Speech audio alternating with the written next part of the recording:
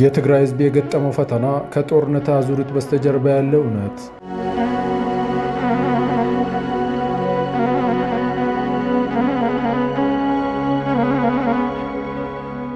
ሰላም ውድ የቻናላችን ተከታታዮች፣ ዛሬ በሰሜን ኢትዮጵያ በተለይም በትግራይ ክልል ስላለው ወቅታዊ አሳሳቢ ሁኔታ ነው የምንወያየው። ብዙዎች እንደሚሉት የጦርነት ደመና ዳግም በክልሉ ላይ እየተጋረጠ ነው ወይ? ወጣቱ ለምን ዳግም ወደ ጦር ሜዳ እንዲሄድ የተደረገ ነው?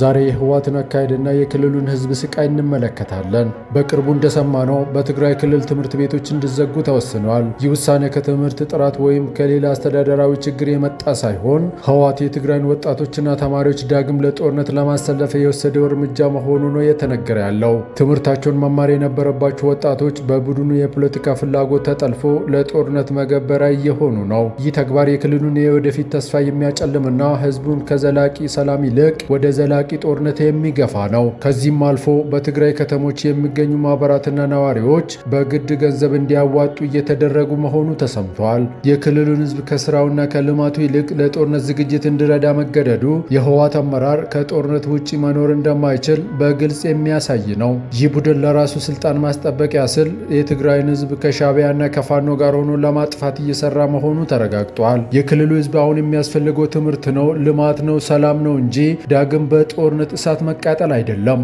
የህወሓት የዘመተበት የጥፋት መንገድ የትግራይን ህዝብ ከማጥፋት በስተቀር ምንም አይፈይድም። እናንተስ በዚህ ጉዳይ ላይ ምን ትላላችሁ? አስተያየታችሁን በኮሜንት ስር አስቀምጡ።